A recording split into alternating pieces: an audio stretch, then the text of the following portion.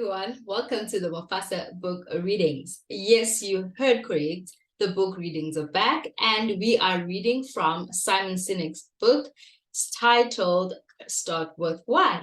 I hope you really enjoy the book, and let's get right into it. Chapter 7, How a Tipping Point Tips.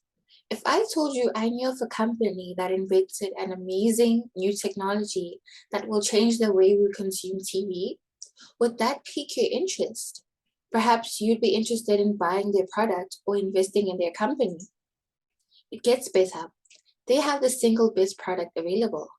Their quality is through the roof, way better than anything else on the market, and their PR efforts have been so remarkable they've even become a household name. Interested? This is the case of TiVo, a company that seemed to have everything going for them, but turned out to be a commercial and financial failure. Since they seemed to have the recipe for success, TiVo's flop defied conventional wisdom. Their struggles, however, are easily understood if you consider that they thought what they offered more important than why. They also ignore the law of diffusion of innovations. In 2000, Malcolm Gladwell created his own tipping point when he shared with us how tipping points happen in business and in society. In his aptly named book, The Tipping Point, Gladwell identifies groups of necessary populations he calls connectors and influencers. With this little doubt, Gladwell's ideas are spot on, but it still begs the question, why should an influencer tell anyone about you? Marketers are always trying to influence, but few really know how. We can't dispute that tipping points happen and that the conditions that Gladwell articulates are right. But can a tipping point happen intentionally? They can't just be an accident of phenomenon. If they exist, then we should be able to design one. And if we can design one, we should be able to design one that lasts beyond the initial tip. It's the difference between a fad and an idea that changes an industry or society forever. In his 1962 book of Diffusion of Innovations, Everett M. Rogers was the first to formally describe how innovation spread through society. 30 years later, in his book Crossing the Chasm, Geoffrey Moore expanded on Rogers' idea to apply the principle to high-tech product marketing. But the law of diffusion of innovations explains much more than just the spread of innovation or technology. It explains the spread of ideas. If you don't know the law, you're likely already familiar with some of its terminology. Our population is broken into 5 segments that fall across a bell curve: innovators, early adopters, early majority, late majority, and laggards. As the law states, the first 2.5% of the population are the innovators, and the next 13.5% are early adopters. Innovators, Moore says, pursue new products or ideas aggressively and are intrigued by any fundamental advance. Being first is a central part of their life. As their name suggests, innovators are the small percentage of the population that challenges the rest of us to see and think the world a little differently. Early adopters are similar to innovators in that they appreciate the advantages brought by new ideas or technologies.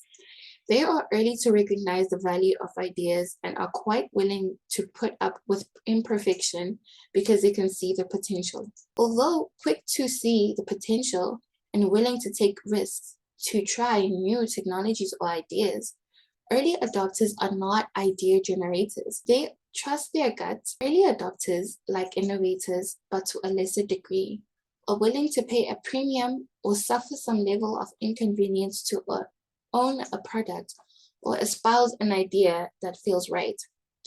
Those on the left side of the diffusion curve are the ones who stood in line for 6 hours to be among the first to buy the iPhone.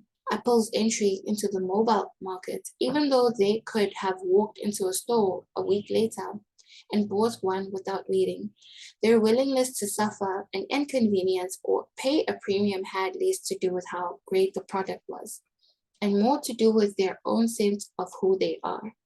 They wanted to be first. These are also the personality types who bought flat screen TVs when they first came out, even though they cost upwards of $40,000, and the technology was still far from perfect. My friend Nathan fits this profile.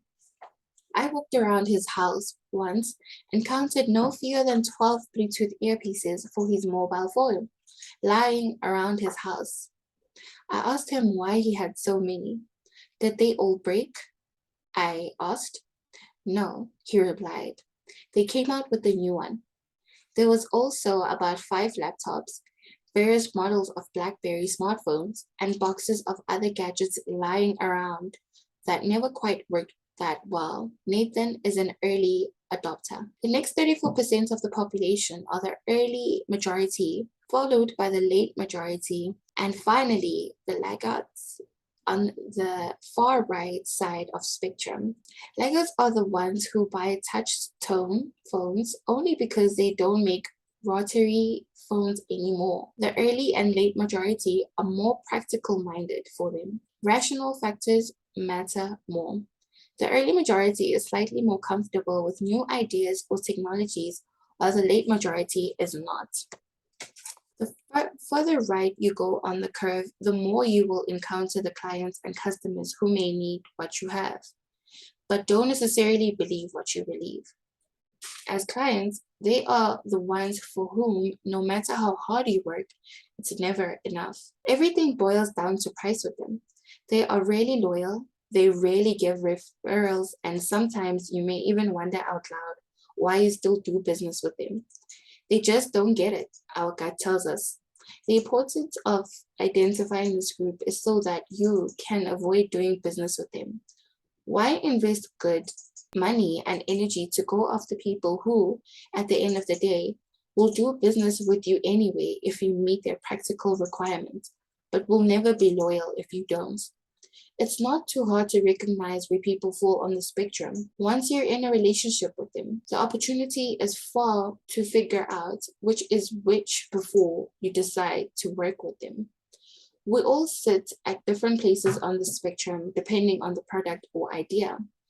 Most of us are fiercely loyal to certain products and ideas at various times and demonstrate left side of the curve behavior. Thank you so much for joining today's book reading. I hope you don't forget to like, comment, share to your family and friends, and be part of our beautiful community. Thanks for watching. Bye.